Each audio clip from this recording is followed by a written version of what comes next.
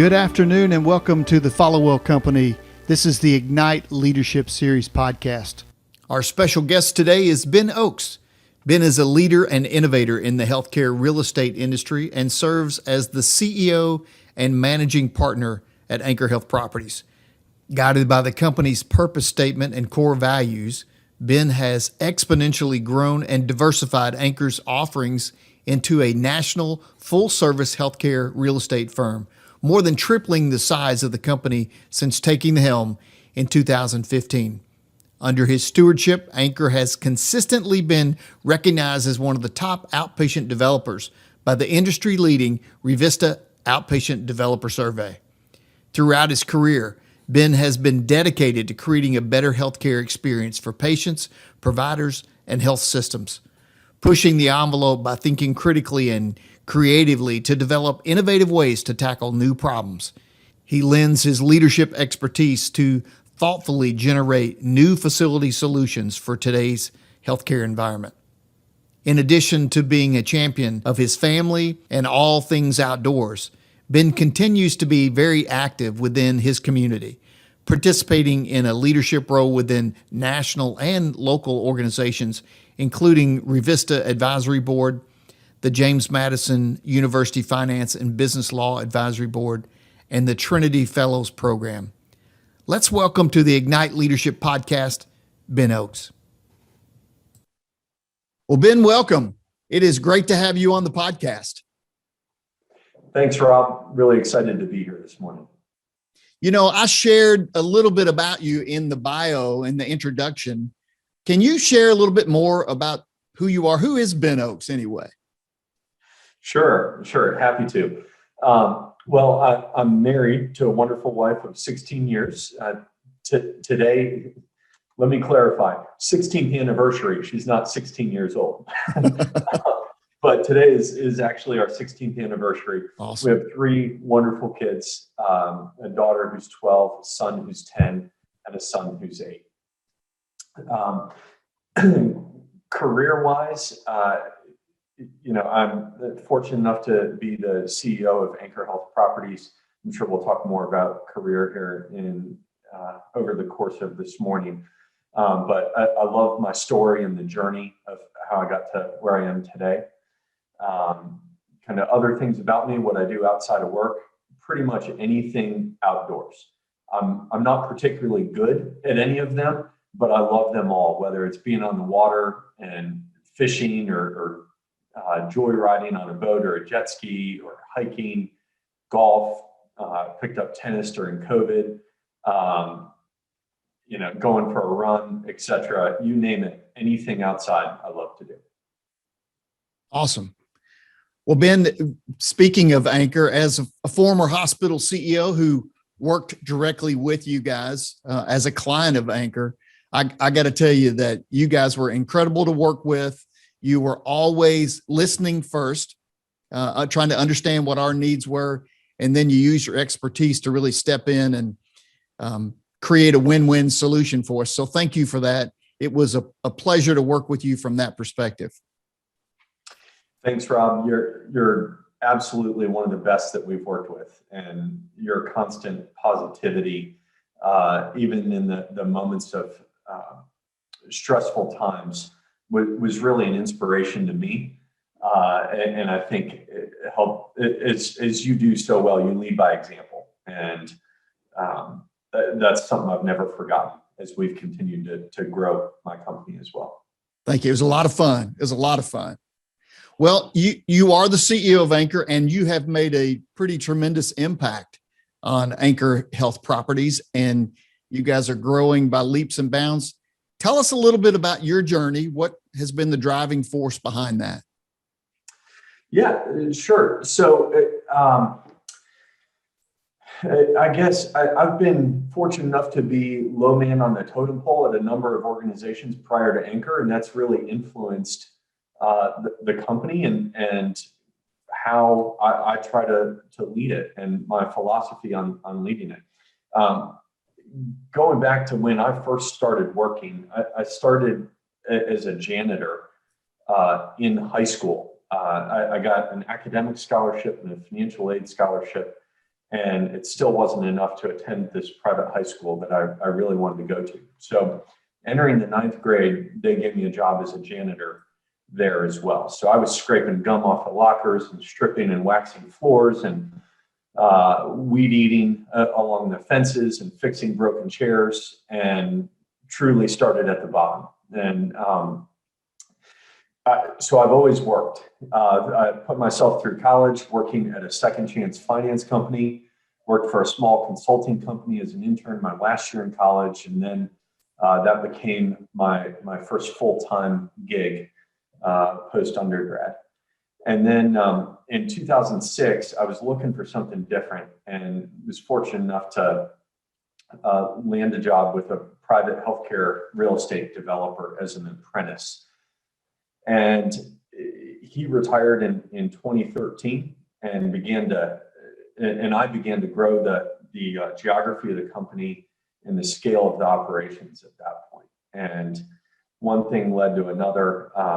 I ended up buying another organization called Anchor Health Properties, and I merged my previous company into that. And then we've been fortunate enough to experience a lot of growth. But that's some of the background that I come from. Going through that process and working at some of the companies that I have, it's really taught me a lot about people and a lot about the motivation and creating the right alignment within organizations. And I had an opportunity when I was coming out of consulting and getting into healthcare. I didn't know what I wanted to do. I thought I wanted to go healthcare administration, or I thought I wanted to go commercial real estate. I never envisioned that those two careers could potentially merge in healthcare real estate. And it was one of those moments. I was fortunate enough to have it at an early age where I encountered, this job opportunity that I'd never even dreamed of. I never knew it existed. And I instantaneously knew that was my calling. And it's, so when you talk about a driving force, like when you come across something, you've got that conviction, almost like when you meet your spouse and you say, I know they're the one. That was what I experienced, kind of stumbling into healthcare real estate. And so I'm passionate about the industry. I'm passionate about that field. There's so many great things about healthcare real estate. For example, just the way in which we can better impact healthcare in our own communities, and ways in which we can improve existing buildings to make them more accessible for people who need to receive healthcare, and thinking about what that patient experience is like. And then even there's an investment component too, and providing an investment return to not only our investors, but also the institutional funds that we work with. They're investing pension fund money and 401k accounts and so forth. And people on fixed income are reliant on that consistent return. So I love the fact that this business does so much in terms of improving communities, being able to improve healthcare, being able to generate a good investment return. You really see the full economic continuum. And as I talked about, I found my calling at an early age, and I'm passionate about it. And that's really been my driving force. Awesome. And if everybody could find that at an early age, wouldn't life be better for wouldn't business in general be better if we could find that passion, understand that, and then really pour into it like you've been able to do? I'm so fortunate to have been able to stumble across it at a young age. And that's something that I wish for everyone that I know, and for my kids in the future. I hope that they find something that they're passionate about and pursue it with all their heart.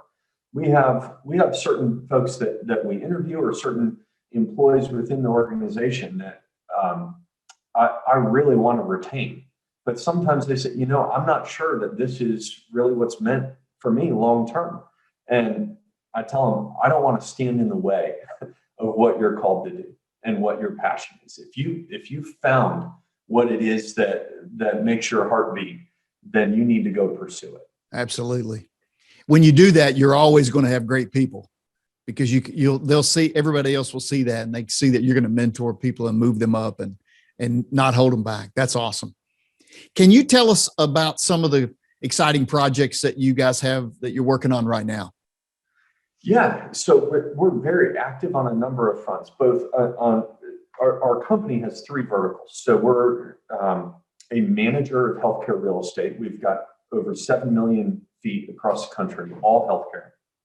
We develop healthcare real estate as well, medical office, surgery centers, diagnostic centers. We're developing an inpatient rehab facility right now down in Tampa, Florida. We're developing a behavioral health hospital, which I'm sure we'll talk more about as well, in Cleveland, Ohio. And then on the investments and acquisitions side, we've closed about $2 billion in acquisitions over the past 5 years. We remain very active there. There's a lot of excitement in all of those verticals. For me, I spend a lot of my time on the development front, and something that is kind of a newfound passion, and I think unfortunately is an area where there's a lot of demand, is behavioral health. And I referenced the new behavioral health hospital that we're building. Coming out of COVID, and even during COVID, my eyes were opened anew to the challenges of mental health in this country.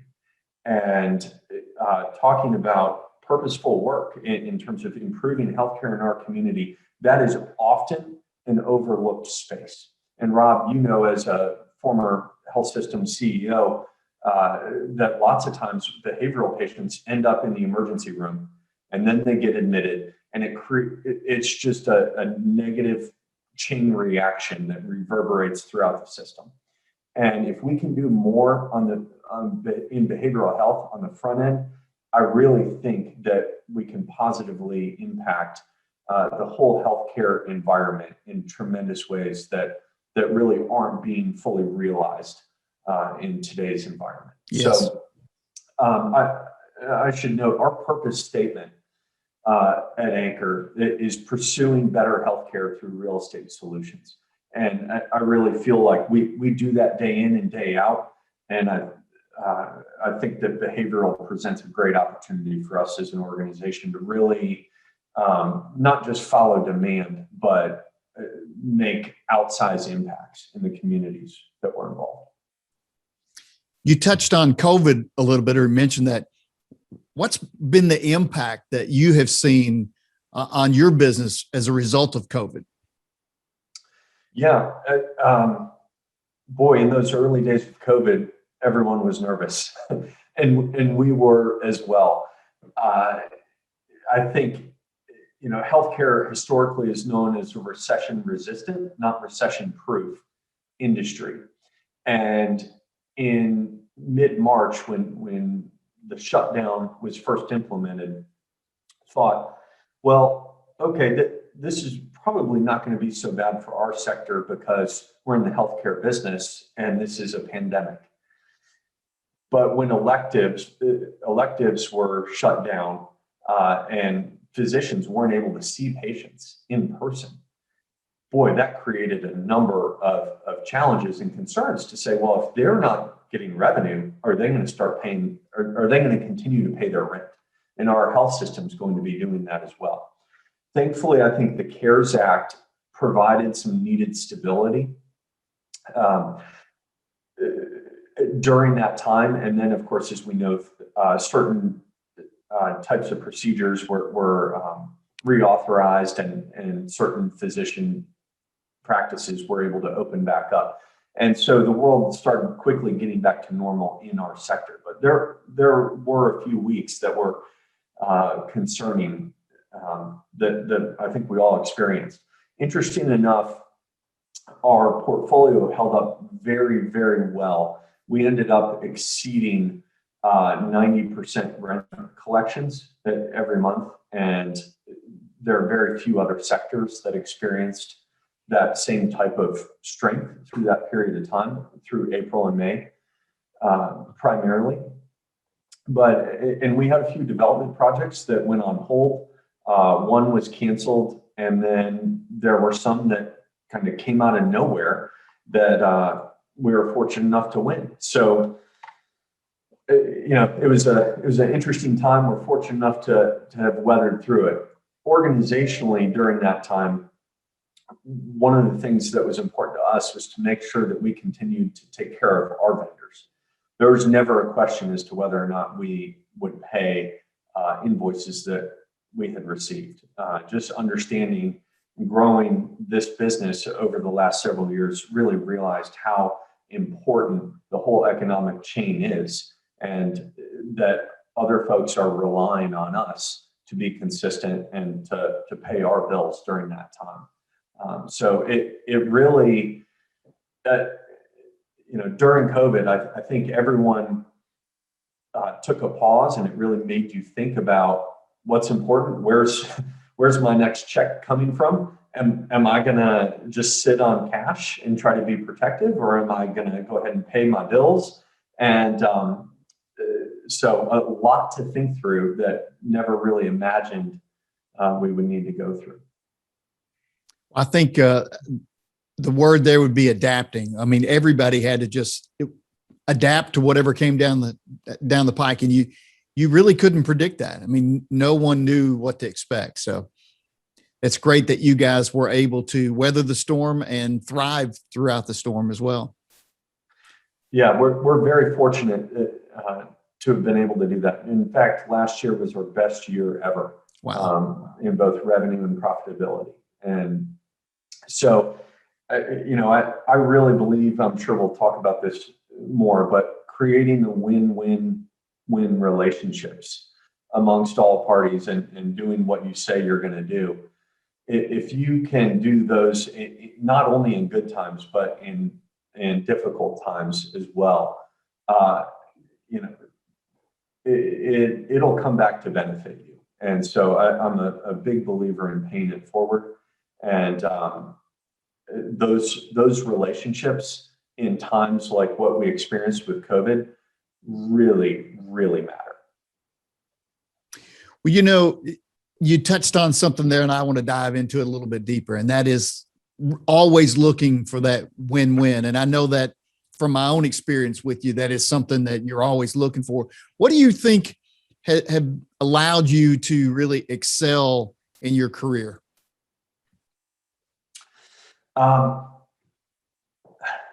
That's a great question. Probably a couple of different ways to respond to that. People have taken a chance on me when they didn't have to. And I'm forever grateful for that. There's been a number of pivotal moments in my life where people have, it may not have been the best proposal or the best business terms, but people said, we're going to take a chance on you. And so that's really allowed me to be a part of some great success. Finding great people to work with is huge. You want to enjoy what you're doing every single day. And when you enjoy what you're doing, I think that rubs off, not just amongst the people that you're working with, but ultimately in your clients. You want to have fun, and your clients want a good experience too. They don't want to leave an engagement feeling like they need to take a shower after having been through a difficult situation with you. And then another thing that's really allowed me to excel and really Anchor to excel has just been the sector that we're in. We're fortunate enough that there's demand, that there's limited supply and big demand for healthcare real estate. And so, I'm fortunate enough to be in a sector where there's demand for the services that we provide. And so relationships, both internal and external, making sure that we're bringing the right economic solution to the table and that we're creating the right type of alignment in the deals that we put together is a great recipe to not only not only pursue one project, but essentially build a pipeline of future business together. What would you say as a leader are your three greatest challenges right now? Yeah, let's see. I don't know if I can narrow them down to three, but one of the challenges within this business, particularly on the development side, is that we don't control timing of health systems. So making sure that we can stay flexible and that we can cover our cash flow while we're working with a build-to-suit tenant is a significant challenge. And I think we've addressed that in a good way through the structure of our business. Our success, we've somewhat been victims of our own success at Anchor. I'll expand on that. People see that we're growing and that we've done well. And so it makes our employees a target for other companies that want to hire, right? And so we've constantly got to try to stay in front of that. Another challenge is the internal perception of if there's so much success and you're growing, then that must mean that there's some giant pot of money that everyone else can have increased compensation and great bonuses and so forth. And I think we really do take care of our employees. But as you know, Rob, we're an employee-owned company, and so we're growing off our own balance sheet. It's not some faceless organization somewhere. So we're trying to make sure that we can continue to build a stronger and stronger balance sheet as we continue growing. So those are some of the challenges that we're dealing with right now. Learning to delegate effectively can be a challenge for some leaders particularly, but when you're able to do that, when you're able to really effectively delegate, and that's not just delegating, but effectively delegating, when you do that, everyone wins. Your team grows, it grows in the ability, in their confidence, in their skill set. Can you share some examples of the ways that you've delegated to your team? Yeah, sure. So I think further to your point, there's a difference between delegating and just handing something off and making sure that it's going to be a success down the road. And I've not done that perfectly over my career, but I do think it's very, very important to delegate. As somebody who came from a background where certainly a type A personality, I would make lists every single day and try to check those boxes off. And very quickly, as you advance in your career, you discover you're lucky if you can get to the first thing on your list. And so you really have to learn how to prioritize. Not only that, but in delegating, I think it's important, what we say at Anchor here a lot is to know your guardrails and to make sure that you can push down decision-making to somebody who is sharp enough to understand when and where they might get off track and where they need to say, we need to go have a conversation about this. And so if it starts with great people, if you're hiring great people, I believe you can train them with the right skill set, but they need to be sharp enough and have enough of a conscience to follow their core values and their gut instinct to know when to come back to you for certain types of decisions. And so certainly we've got certain processes that are outlined and lists, but inevitably there are those situations where you want them and we want them to be empowered in the moment to do what's right. And I think that really starts with hiring the right person who follows the firm's core values. And we tell them, even if you make the wrong decision in that moment, we've got your back. We're going to support you through this.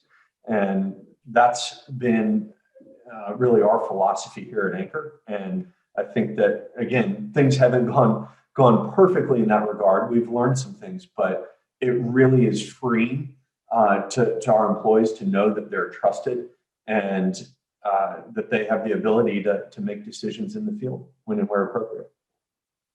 Well, and when you're able to do that, it really then frees you up to do the things that you are uniquely capable and that no one else can do within the company, and that you can really use your superpowers. And when you do that, the whole company wins, and it snowballs and continues to grow on itself. So Absolutely. you guys are continuing to grow. You're in, how many states are you in at this point in time? It's over 20. Wow. Maybe it's 25 by now, something like that. Wow. That's incredible. And with that wide of a geographical dispersion, it must mean that you got a lot of challenges that come along with that. But how do you use diversity to broaden the knowledge and the strengths, the personalities, and the experience of your team? How do you really harness that power of diversity and bring greater value to your clients and to the rest of the team? Yeah. So we are, in terms of kind of ethnicity as well as gender diversity, we're about 60% or so minority and women within the firm. And I think that particularly in the real estate industry, particularly commercial real estate and then healthcare real estate as well, that's pretty rare that you get to numbers like that. And we've pursued a philosophy of really hiring the best person for every job. And we haven't said, I want a minority or I want a woman in this role. It's just kind of, they've been the best candidate. And that's what's so awesome about getting to the point that we have with diversity at Anchor. Yes. That said, I would also note that there's more than just ethnic and gender diversity. Absolutely. There really is diversity of background. Yes. And from someone's social status and academic environment where they've come from, where they geographically grew up, and the companies that they've worked for over time. All of those things are tremendously valuable.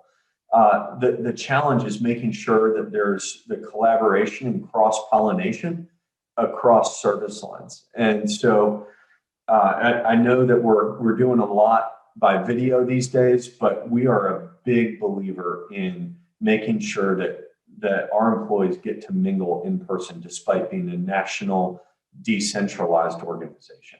And so we'll involve property managers in development projects to make sure that property managers, they're the ones who receive the building afterwards and are tasked with maintaining it.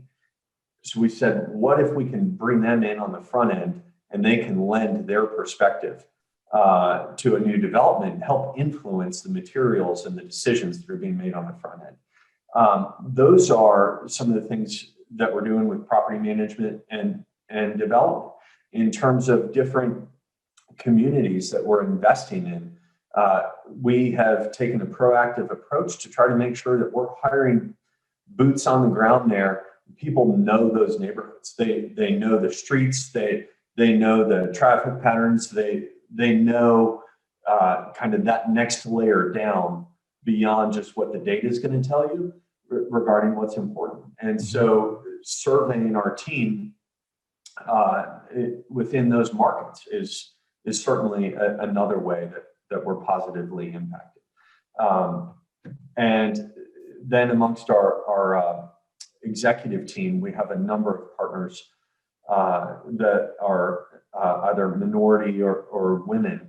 And I think that really helps lend a very balanced perspective and helps us think about things that we might not normally be aware of as we're making decisions regarding the future trajectory of the firm. All great things. It's exciting to hear.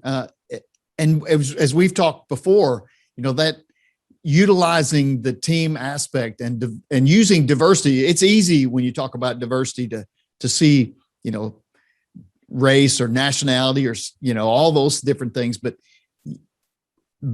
someone's background, someone's personality style, and really broadening that is so important. And I think you guys do such a great job with that. All right, I'm going to shift gears with you a little bit. This is a question that I ask most of our guests, and I think it is a powerful question. All of us from time to time don't live up to either our own expectations or the expectations of other people.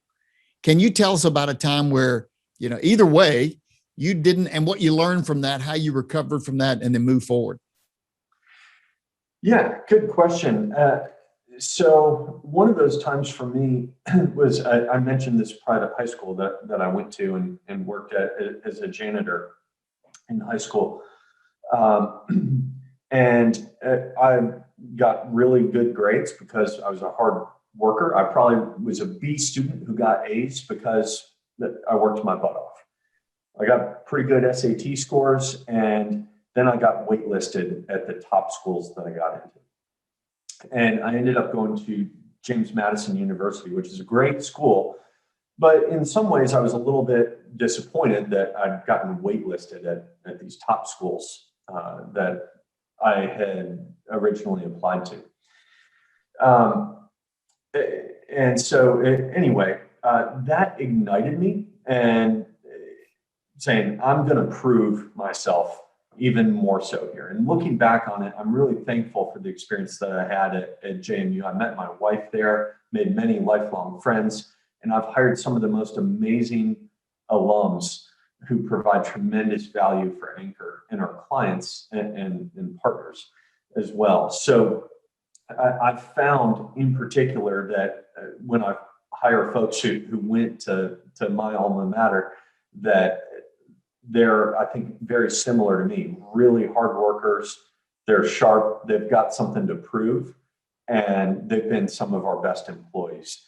Of course, I'm biased, but I think that that's proven out within the organization. So that's a situation where I was kind of disappointed in myself in the situation that I encountered, but really, I think, tried to rise above it in the end.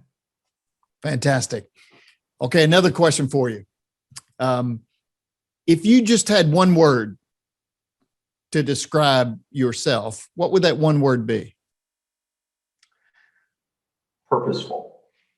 Excellent. Excellent. And All right. I hope others would say the same thing. I would say that about you for sure.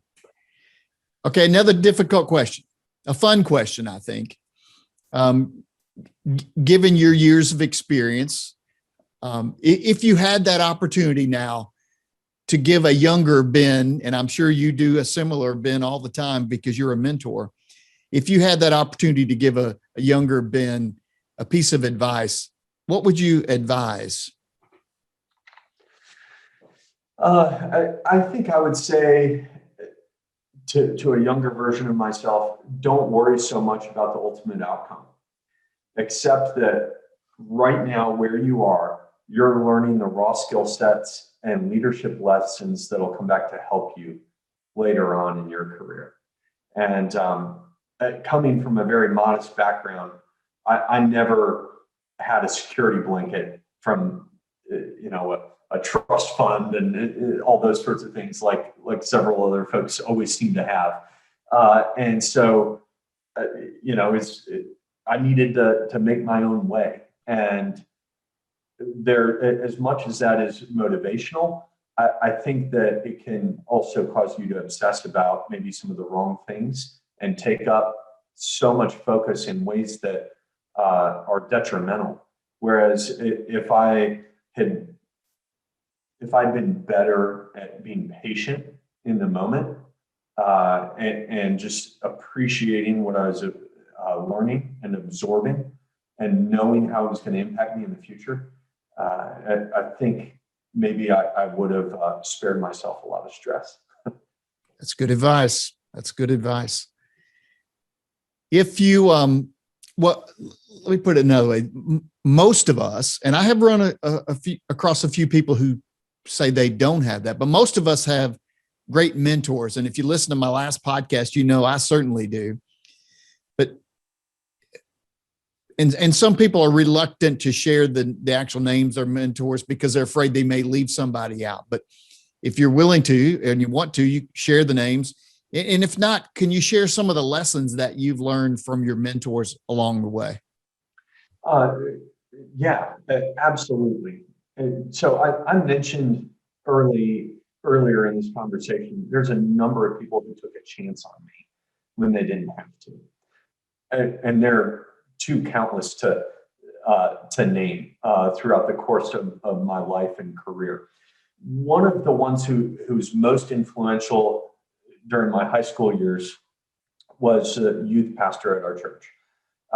And three really good friends that I had, even though they were more peers of mine, I would also consider them mentors.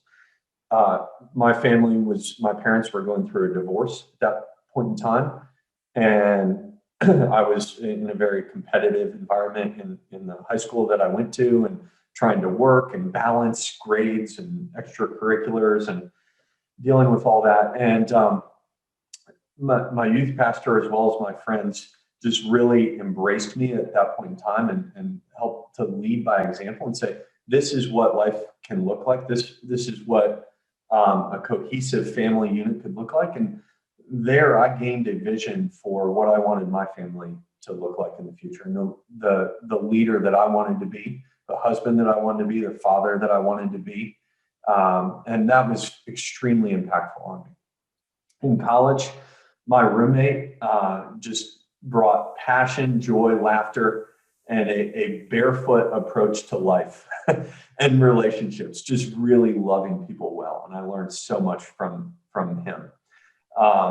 In my career, the developer that I worked for 7 years taught me the business, and he gave me a chance I could only otherwise dream of. The two co-founders of Anchor, who entrusted Anchor to me when they sold it to me in 2015, were significant mentors surrounding the time leading up to the merger and afterwards. And then since then, members of Anchor's advisory board are mentors to myself and my business partner, James Schmid. My business partner, James, is a great mentor. And then I'm also involved in an organization called YPO, Young Presidents Organization.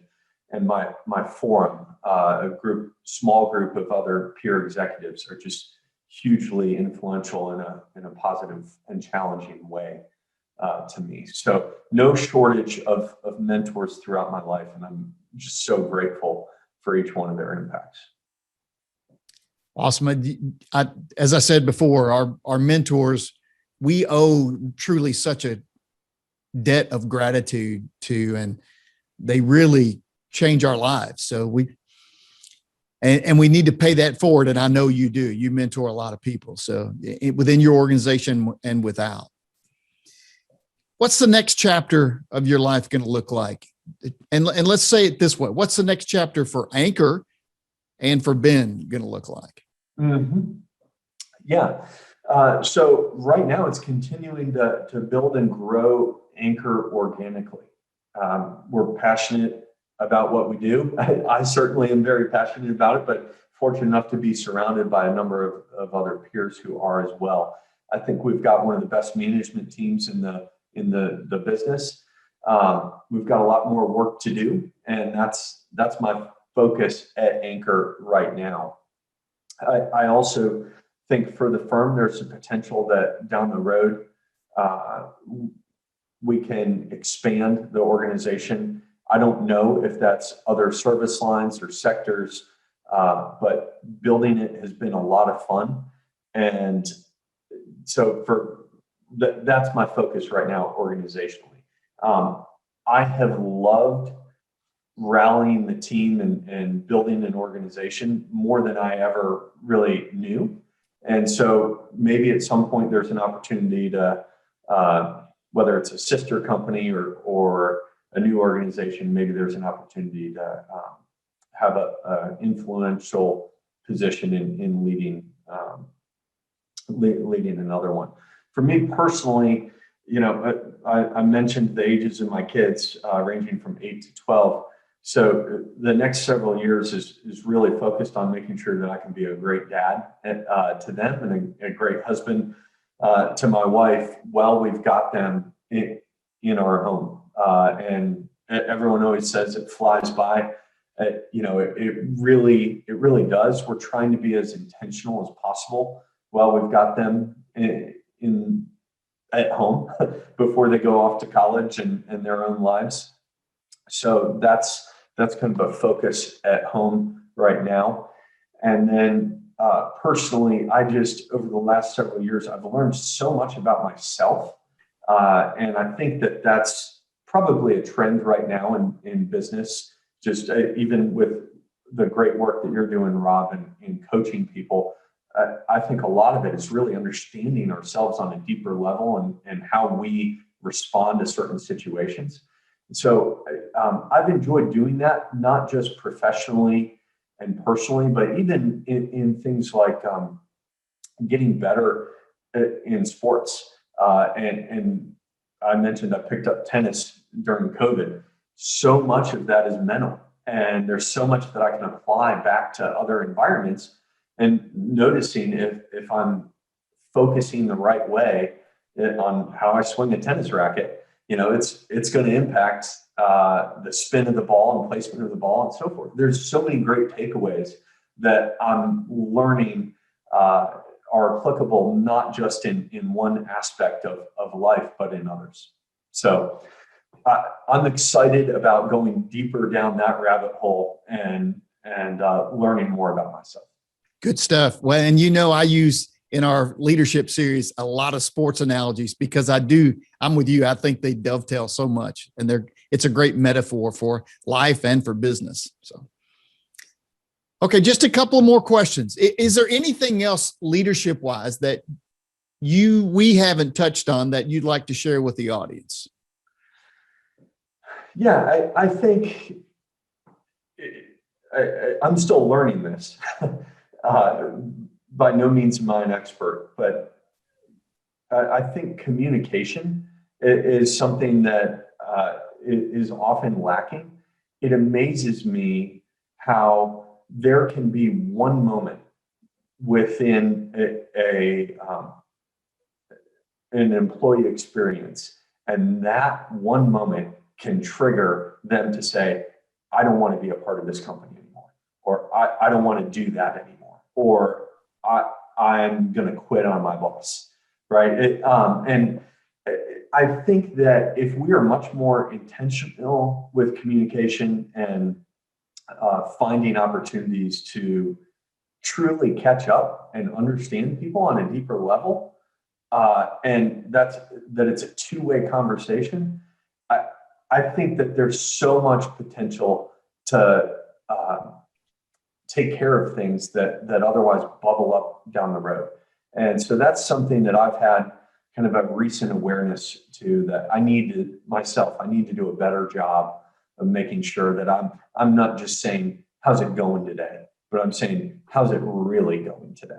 And how are you in your job? Are you feeling plugged in? Are you seeing the vision of the firm? Can you understand how your day-to-day role ultimately impacts what our objectives are? Is there anything that I've done that maybe rubbed you the wrong way? I think we can be better communicators. Awesome. Well, I am sure that with what people have heard, there are a lot of people that are going to want to find out more about Anchor and about you. If people want to, how can they find out more about Anchor and about Ben Ochs? Thanks, Rob. Our website, www.anchorhealthproperties.com. We're on social media, LinkedIn, Facebook. Feel free to ping me on LinkedIn as well. My last name is spelled O-C-H-S, but it's pronounced Ochs. So it can be a bit hard to find. But yeah, feel free to reach out. Would love to connect. Well, Ben, thank you so much for being a part of the podcast. It was an absolute pleasure for me. And I know our audience is going to be blessed by the message that you've given them, by the lessons that you've shared. And hopefully it will impact them and they will take time to reflect and think about some of these things and apply them in their own life. So thank you again for being a part of the podcast. Thanks for having me, Rob. Really enjoyed spending time with you this morning. Well, for Rob Followell, the Followell Company, and the Ignite Leadership Podcast, let me say, make it a great day.